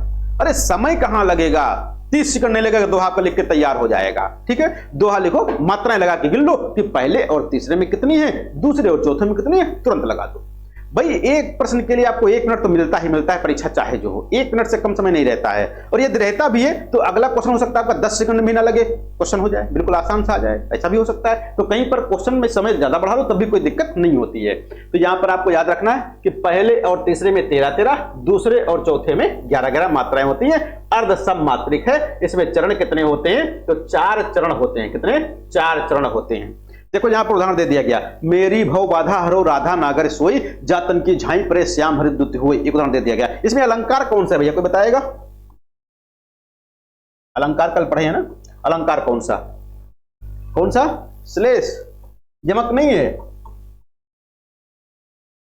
चलो ठीक है, बढ़िया है, याद कर लिया। अलंकार है ना, अलंकार भी टेस्ट होने वाला है बहुत जल्दी। अब देखो यहां पर कैसे, एक की मात्रा है गुरु मात्रा, बड़ी की मात्रा गुरु मात्रा, देखो छोटा की मात्रा है ना लघु मात्रा, बड़ा की मात्रा गुरु मात्रा, लघु मात्रा गुरु मात्रा, देखो सब लगी है ना। 2 2 4 2 6 2 8 2 10 1 11 2 13, यहां पर कितनी हो गई? 13 हो गई। 2 2 4 2 6 7 1 8 2 10 1 11, ठीक है। 2 2 4 2 6 2 8 2 10 11 2 13, यहां पर 13। 2 2 4 2 6 2 8 2 10 1 11, देखो पहले और तीसरे में 13-13, दूसरे और चौथे में 11-11, बिल्कुल आसान से लगा लोगे, किसी को कोई दिक्कत नहीं है। अगला सोठा, चरण कितने? 4 चरण कितने? तो 4 चरण होते हैं। कितने चरण होंगे? 4 चरण हो जाएंगे। अर्धसम मात्रिक छंद है। कैसा? अर्धसम मात्रिक छंद है। इसके पहले और तीसरे में 11-11, दूसरे और चौथे में 13-13 होते हैं। वहां पर क्या था? पहले और तीसरे में 13-13, दूसरे और चौथे में 11-11 था। यहां पर उल्टा हो गया उसका, पहले और तीसरे में 11-11, दूसरे और चौथे में 13-13 हो गई। यह दोहे का उल्टा होता है, यह दोहे का उल्टा होता है। परीक्षा में पूछा जाएगा, उदाहरण दिया जाएगा, इसमें कौन सा छंद है, मान लो ऐसे पूछ लिया गया।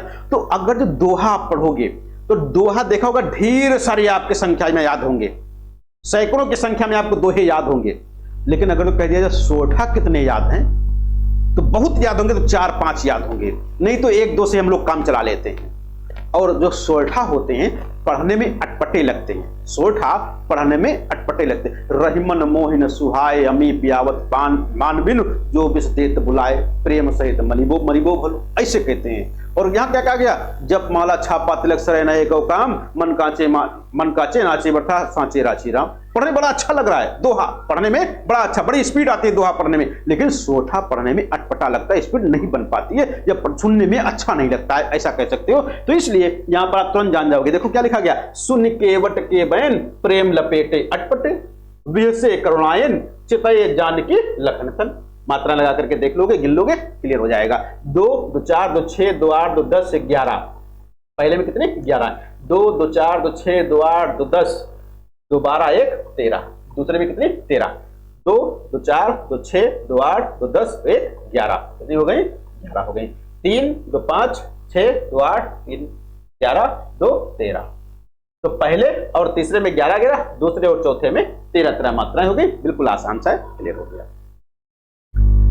चौपाई बड़ा अच्छा छंद है। चरण कितने होते हैं, 4 चरण। चरण कितने 4।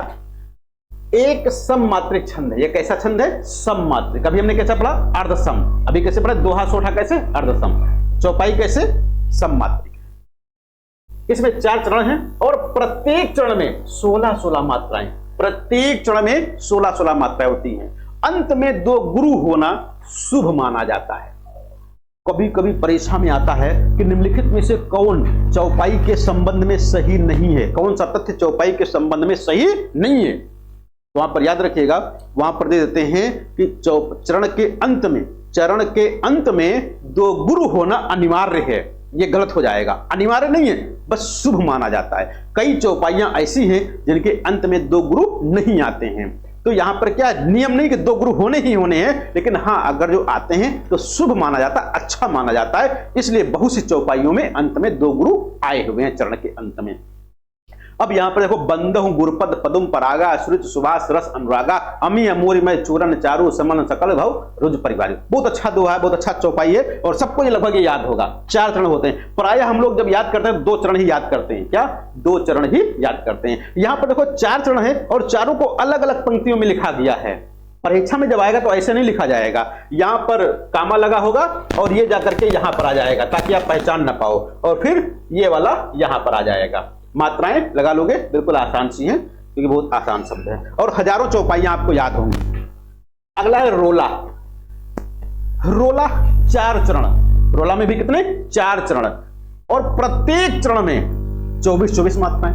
रोला 4 चरण और प्रत्येक चरण में कितनी मात्राएं, 24-24 मात्राएं हैं। ये किस प्रकार का छंद हो गया भैया कोई बताएगा, सम अर्धसम विषम, हाँ सममात्रिक हो जाएगा। कैसा, सममात्रिक हो जाएगा। तो 4 चरण होते हैं, प्रत्येक में 24-24 मात्राएं होती हैं। हाँ विराम यहां पर होता है, 11 और 13 पर यति होती है, यानी कि विराम होता है। कुछ लोग कहेंगे सर जी यति होता 11-13 पर, तो यह सममात्रिक कैसे हो गया, यानी यति होती है। चरण के अंत में नहीं कहा गया या चरण में इतनी मात्राएं होती नहीं कहा गया, विराम बीच में आ सकता है, कोई दिक्कत वाली बात नहीं है, लेकिन हाँ चरण में कितनी मात्राएं, तो एक चरण में 24 मात्राएं, प्रत्येक चरण में 24, इसलिए सममात्रिक छंद है। यहां पर मूलन ही कि जहां अधोगति केशव गाइए होत हुतासन धूम नगर एकय मलिनाइए दुर्गति दुर्जन ही जो कुटिल गति सरितन ही में अवफल की अभिलाष प्रकट कुल के जी में। अब यहां पर अलंकार कौन सा बताएगा भैया कोई, ये बता दो कौन सा, कौन सा हो जाएगा, परिसंख्या। हाँ नहीं परिभाषा तो याद है आपको, परिभाषा याद, लेकिन किस अलंकार की परिभाषा ये बता दो, किस अलंकार की है। हाँ परीक्षा में कभी कभी ऐसे होता है कि याद तो है, परिभाषा याद आ रही है, लेकिन किस अलंकार की परिभाषा नहीं याद आता है ना, तो जल्दी से बता दो भाई। और लोग बताओ भाई जिनको याद आ रहा हो। हाँ परिसंख्या ही सही है, बिल्कुल सही है भाई। कौन सा, परिसंख्या ही है, परिसंख्या अलंकार। क्या कहते हैं परिसंख्या अलंकार को? यानी जहां पर एक वस्तु की कई जगह स्थिति हो लेकिन फिर भी उसको नकार करके उसकी स्थिति केवल एक जगह ही पिरो दी जाए, तब वहां पर परिसंख्या अलंकार होता है, वही है। तो यानी यहां पर भी आप लगा करके मात्राएं जान जाओगे। 2, 2, 4, 2, 6, 2, 8, 9, 2, 11 ये हो गई। 1, 2, 3, 2, 5, 2, 7, 2, 9, 2, 11, 2, 13। 13 और 11 मिला करके 24 हो गए। देखो कभी कभी होता है पहचानने में थोड़ा सा अटपटा लगता है। जैसे मान लो ये नीचे वाली लाइन ना दी गई हो, केवल इतना ही दे दिया गया 2 लाइन, तो कुछ लोग कहेंगे पहला 11 दूसरा 13। यहां पर देखो 2, 3, 4 तो 6, 7, 8 तो 10, 1, 11। यहां पर 11 हो गया। 1, 2, 3, 4 तो 6, 7, 8 तो 10, 11 और 2 हो जाएगा। यहां पर 2, 1, 3 2 हो जाएगा, 1, 3 है ना। नहीं यहाँ पर भी लघु लघु यहाँ पर नहीं होगा, मलिनाइए। यहाँ पर 2 है, यहाँ पर 1 है, तो 1, 3, 4 तो 6, 2, 8 तो 10, 11, 1, 12 ही हो रहा है। यहाँ पर कितना? 1, 2, 3, 2, 5, 2, 7, 2, 9 तो 11 और 2 13 13 हो रहा है, यानी कि 1 है, यहाँ पर गुरु हो जाएगी ए। ठीक है। अब देखो यहाँ पर 13 हो गया। अब कुछ लोग कहेंगे सर जी 11, 11, 13, 13 ये तो कैसा लग रहा है? दोहा नहीं, सोठा। कैसा लग रहा है? सोठा लग रहा है, ऐसे लग रहा है ना। लेकिन सोठा पढ़ने में अटपटा लग रहा था, सोठा पढ़ने में अटपटा लग रहा था। प्रेम लपेटे अटपटे ऐसे कहा गया है ना। रहीमन मोहिन सुहाय, यहां पर क्या कहा गया? मूलन ही कि जहां अधोगति केशव गाइए। और दूसरा जब ये पढ़ोगे तो यहां पर जब दूसरे चरण पे जाओगे तो आगे लगेगा अभी कुछ अधूरा रह गया है। तो इस प्रकार से आप यहां से पहचान लोगे कि किस प्रकार का छंद है और ये कैसा छंद है। अगला है कुंडलिया। कुंडलिया दोहा और रोला के मेल से बनता है। किससे? दोहा और रोला के मेल से। तो दोहा और रोला के मेल से बनता है, संयुक्त छंद है, इसलिए किस प्रकार का छंद होगा? विषम मात्रिक। कैसा? विषम मात्रिक, क्योंकि दोहा और रोला मिल करके बनाते हैं तो विषम मात्रिक हो जाएगा।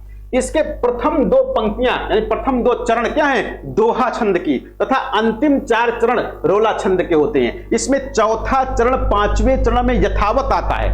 जो दोहे का चौथा चरण है वो रोले का पहला चरण हो जाता है, ये पहचान है इसकी। और दूसरा, ये जिस शब्द से शुरू होता है, जिस शब्द से शुरू होता है उसी शब्द से अंत होता है इसका। इसलिए कुंडलिया छंद कभी आपसे पहचानने के लिए नहीं पूछेगा परीक्षा में, क्योंकि एक छंद दे दिया जाए कुंडलिया और कहा जाए कि इसमें कौन सा छंद है, अंधरा व्यक्ति भी बता देगा बहुत आसानी से, क्योंकि जिस शब्द से शुरू हो रहा है उसी शब्द से खत्म हो रहा है, तो बहुत आसान हो जाएगा। इसलिए यहां पर जब भी आएगा इसकी परिभाषा से जाएगा, इसकी परिभाषा से क्वेश्चन पूछा जाएगा कि कुंडलिया छंद किन छंदों की योग से बनता है। तो दोहा और रोला की योग से बनता है। कभी कभी क्रम पूछ लेते हैं तो दोहा रोला होगा, रोला दोहा नहीं होगा, ध्यान दीजिएगा। दोहा और रोला का शुरुआत के 2 दोहा के और आखिरी के रोला के होते हैं। दूसरा संयुक्त छंद है। कैसा छंद है? संयुक्त है, और इसलिए विषम मात्रिक छंद है।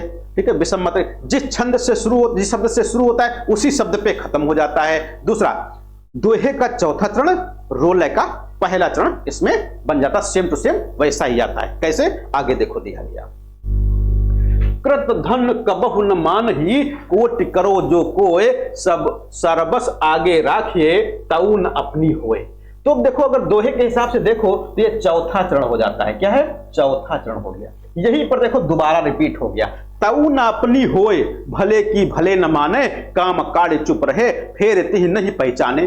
कह गिरधर कविराय, रहत नित ही निर्भय मन, मित्र शत्रु ना एक, दाम के लालच कृतधन। अब देखो कृतधन यहां पर भी आया और कृतधन देखो यहां पर भी आया। जिस शब्द से शुरू हुआ उसी शब्द पे खत्म हो गया, जिस शब्द से शुरुआत उसी शब्द से अंत हो गया। तुरंत देख करके ही जान गए कैसा छंद है? कुंडलिया छंद। कैसा छंद है? कुंडलिया छंद है। अगला छंद हरिगीतिका। हरिगीतिका छंद और गीतिका छंद ये दोनों खूब पूछे जाते हैं, गीतिका और हरिगीतिका। देखो हरिगीतिका में 28 मात्राएं होती हैं और गीतिका में कितनी होती हैं? 26 मात्राएं होती हैं। यहां पर क्या है? 16 प्लस 12 पर यति होती है। यहां पर क्या है? 14 प्लस 12 पर्यंत होती है। दोनों में अंतर केवल इतना है, ठीक है। हरिगीतिका में 28 मात्राएं होती हैं, यानी हरिगीतिका में 4 चरण होते हैं। हरिगीतिका में 4 चरण और प्रत्येक चरण में 28-28 मात्राएं। हरिगीतिका में 4 चरण होते हैं और प्रत्येक चरण में 28-28 मात्राएं होती हैं। ये किस प्रकार का छंद हो जाएगा? सम, विषम, अर्धसम, सममात्रिक छंद होगा। कैसा? सममात्रिक छंद होगा। और 16 और 12 मात्राओं पर विराम होता है। 16 और 12 मात्राओं पर विराम होता है। अर्धसम एक सममात्रिक छंद है, 4 चरण होते हैं। अन्याय सहकर बैठे रहना यह महादुष्कर्म है, न्यायार्थ अपने बंधु को भी दंड देना धर्म है। इस बात पर ही पांडवों का कौरवों से रण हुआ, जो भव्य भारतवर्ष के कल्पांत का कारण हुआ। ये खूब पूछा जाता है, ये किस छंद का उदाहरण है? तो ये भाई किसका? हरिगीतिका का। किसका? हरिगीतिका का है। बहुत फेमस है, मात्राएं लगा करके जान जाओगे, बहुत ज्यादा बताने की आवश्यकता नहीं है। अगला छप्पय। छप्पय छंद भी संयुक्त छंद है। कैसा? संयुक्त छंद है। ये रोला और उल्लाला के योग से बनता है। अभी जो कुंडलिया था दोहा और रोला के योग से बना था, और ये छप्पय रोला प्लस उल्लाला। इसमें रोला पहले आएगा, रोला पहले फिर उल्लाला आएगा। उल्लाला क्या है अभी आगे बताएंगे। तो ये 2 छंदों के योग से मिलकर बना है, इसलिए इसको संयुक्त छंद कहते हैं। अब देखो 2 छंदों के योग से बना है, इसलिए ये किस प्रकार का छंद होगा? विषम मात्रिक, सम मात्रिक या अर्धसम? विषम मात्रिक हो जाएगा। कैसा हो जाएगा? विषम मात्रिक हो जाएगा। बिल्कुल याद रखिएगा, जो एक से अधिक यानी 2 छंदों के योग से बनते हैं वो हमेशा विषम मात्रिक ही रहते हैं। इसमें 6 चरण होते हैं। कितने? कुंडलिया में भी 6 चरण होते थे और छप्पय में भी 6 चरण होते हैं। पहले 4 चरण जो होते हैं रोला के होते हैं, और अंतिम जो 2 चरण होते हैं उल्लाला के होते हैं। ये परिभाषाएं याद रखिएगा, पूछता है। यानी कि पहला चरण में किसका? पहला चरण किसका होगा शुरुआत में? तो रोला पहले होगा, उल्लाला बाद में होगा। और कुंडलिया में दोहा पहले था, रोला बाद में था। क्लियर हो गया? आगे देखते हैं इसको, छप्पय को। नीलांबर परिधान हरित पट पर सुंदर है, सूर्य चंद्र युग मुकुट मेखला रत्नाकर है। नदियां होम प्रवाह फूल तारे मंडल हैं, बंदी जन खग वृंद शेष फन सिंहासन है। करते अभिषेक पयोद हैं बलिहारी इस वेश की, हे मातृभूमि तू सत्य ही सगुण मूर्त सर्वेश की। ये पूछा गया था पीजीटी में, पिछले वाले में है ना। पीजीटी या टीजीटी में किसी में पूछा गया था 21 वाले में, ये कई बार पूछा गया है। तो ये भाई क्या है? ये किस प्रकार का छंद है? उल्लाला है, क्योंकि मैं बताया गया आखिरी उल्लाला होता है। शुरुआत किससे? रोला से होती है। और दोनों मिलकर के कौन सा छंद बना रहे हैं? छप्पय छंद बना रहे हैं। ये छप्पय छंद हो जाएगा। बिल्कुल आसान सा है। परिभाषाएं जरूर याद रखिएगा, बस क्लियर हो जाएगा। 15 और 13 के योग से 28 मात्राएं होती है। देखो उल्लाला आ गया। क्या? उल्लाला। उल्लाला क्या? अर्धसम मात्रिक छंद। कैसा? अर्धसम मात्रिक छंद है। इसके यानी इसमें 4 चरण होते हैं। चरण कितने होते हैं? तो इसमें चरण कितने हो जाएंगे? 4 हो जाएंगे। विषम चरण, विषम का मतलब पहला और तीसरा में 15-15, सम मतलब दूसरा और चौथा, तो दूसरे और चौथे में 13-13 मात्राएं होती हैं। यानी वह छंद जिसके पहले और तीसरे में 15-15, पहले और तीसरे में 15-15, दूसरे और चौथे में 13-13 मात्राएं होती है। कुल मिलाकर के 28 मात्राएं। कैसे होती है? 28 मात्राएं। ठीक है। तो पहले और तीसरे चरण में 15, दूसरे और चौथे में 13-13 मात्राएं होती हैं। वो कैसा छंद है? उल्लाला छंद है। कैसा? उल्लाला छंद है। हे शरणदायिनी देव तू करती सबका त्राण है, तू मातृभूमि संतान हमें तू जननी तू प्राण है। अभी एक वो पढ़े थे मूर्त सर्वेश वाला, ठीक है, उसमें भी उल्लाला है और यहां पर भी उल्लाला। मात्राएं लगा करके देख लो भाई, क्या हो जाएगा? 2 1 3 4 5 2 2 7 1 8 2 10 2 12 1 13, 13 मात्राओं पर यदि था, नहीं 13 पर नहीं 15 पर था यार। कैसे हो गया? हे शरणदायिनी 2 1 3 1 4 1 5 2 7 1 8 2 10 2 12 1 13, एक कहीं पर छूट गया कुछ, 1 2 3 4 2 6 1 7 1 8 2 10 2 12 1 13 2 15। अच्छा, पहले और तीसरे में विषम चरणों में 15 और सम चरणों में 13, ये उल्टा हो गया क्या? तो हाँ, देव तू तक एक में होगा, ये होगा। दूसरे में जब कभी ऐसी स्थिति आए, जब कभी ऐसी स्थिति आए तो क्या करना? अगला चरण देख लेना है। 2 2 4 5 2 7 1 8 2 10 12 13 14 16 हो गया, यहां पर 1 होगा, संतान 1। तो 2 2 4 1 5 2 7 1 8 2 10 2 12 1 13 14 2 16 हो रहा है। ये कैसे हो रहा है? तो मातृभूमि संतान हमें, तो जननी 2 3 4 2 6 2 8 2 10 11 2 13, इसमें तो 13 हो रहा है पहले। हाँ,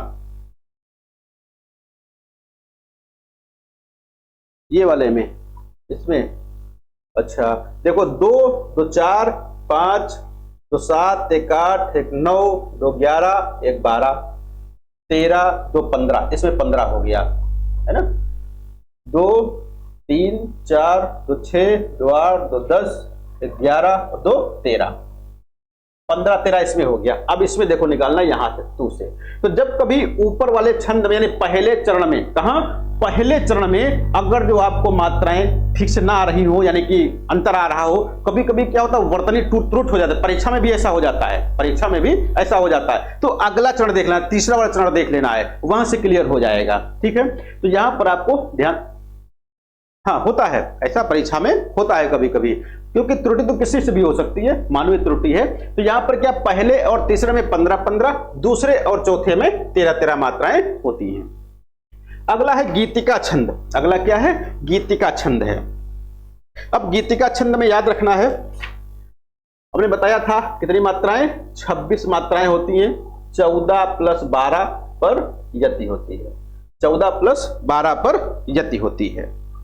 अब प्रत्येक चरण में मात्राएं कितनी, 26। तो किस प्रकार का छंद हो जाएगा? सममात्रिक हो जाएगा। याद रखिएगा, सममात्रिक छंद है।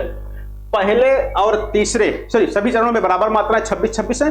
14 और 12 पर यति होती है। यह भी कभी कभी पूछ लेते हैं, 14 और 12 पर यति होती है। अंत में लघु गुरु का विधान है। क्या है? छंद के अंत में, चरण के अंत में लघु और गुरु का विधान है। कभी कभी आजकल ऐसे प्रश्न भी पूछे जा रहे हैं कि निम्नलिखित में से कौन सी विशेषता गीतिका छंद की है या कौन गीतिका छंद की नहीं है। तो गीतिका छंद की विशेषता क्या? ये सममात्रिक छंद है। इसके प्रत्येक चरण में 26 26 मात्राएं होती हैं। इसमें 14 और 12 मात्राओं पर यति होती है। 14 और 12 मात्राओं पर यति होती है। चरण के अंत में लघु और गुरु का विधान है। ये सभी इसके सही हो जाएंगे। अगर हरि गीतिका का पूछा जाए तो वहां पर 4 चरण हैं। प्रत्येक चरण में 24 24 मात्राएं हैं, इसलिए सममात्रिक छंद है। उसमें 16 और 12 मात्राओं पर यति होती है। प्रत्येक चरण में 28 28 मात्राएं होती हैं। तो ये बात हो गई आपकी किसकी? मात्रिक छंद की। यहां पर एक उदाहरण देखो, जो अखिल कल्याणमय है व्यक्ति मेरे तेरे प्राण में, कौरवों के नाश पर है रो रहा केवल वही, किंतु उसके पास ही समुदायगत जो भाव है पूछ उनसे क्या महाभारत नहीं अनिवार्य है। भैया एक कहां की पंक्ति है? दिनकर जी की पंक्ति बड़ी फेमस है। कहां की है? कुरुक्षेत्र की। किसकी? कुरुक्षेत्र की बड़ी फेमस पंक्ति। पूछा जाता है किस कविता से ली गई है, तो कुरुक्षेत्र से, है ना। तो यहां पर 14 12 मात्राओं पर यति है। मात्राएं लगा करके देख लेंगे। ये बात हो गई मात्रिक छंद। अब मात्रिक छंदों की संख्या यहीं पर समाप्त नहीं होती है, और भी मात्रिक छंद हैं, लेकिन आपकी परीक्षा की दृष्टि से पर्याप्त हैं। कल हम बात करेंगे जो वर्णिक छंद हैं उनके ऊपर, और कल वर्णिक छंदों पर बात करते करते जो छंद से संबंधित आपके प्रश्न होंगे उन पर भी हम लोग कल चर्चा कर लेंगे, क्योंकि आज मात्रिक छंद थोड़ा बड़ा था। वर्णिक छंद में अपेक्षा का थोड़ा कम समय लगेगा, क्योंकि वहां पर परिभाषाएं थोड़ा सा कम है। केवल लघु गुरु और गण ही वहां पर ज्यादा बताने रहते हैं। थोड़ा हाँ, परिभाषाएं वहां की कठिन है। लघु गुरु या जो आपके गण हैं उनको याद करना थोड़ा सा कठिन है। तो कल आप लोग क्या करिएगा, सबसे पहला काम तो ये है कि गणों के बारे में आपको जानकारी कर लेना है। थोड़ा सा गण क्या है, कैसे बनाए जाते हैं, कौन कौन से गण में कौन कौन सी मात्राएं होती हैं, ये दिमाग में थोड़ा सा बैठा लेना है, ताकि कल थोड़ा सा आसान लग जाए आपको। ठीक है। और बाकी अभी आज रात में आदिकाल पर टेस्ट होना है, तो टेस्ट के लिए आप लोग जो पढ़े हैं तो ठीक है, नहीं पढ़े तो अभी भी पढ़ सकते हो, अगर जो अगली क्लास आपकी नहीं है तो। जी भैया, जल्दी से अगर कोई प्रश्न और हो तो पूछ सकते हैं।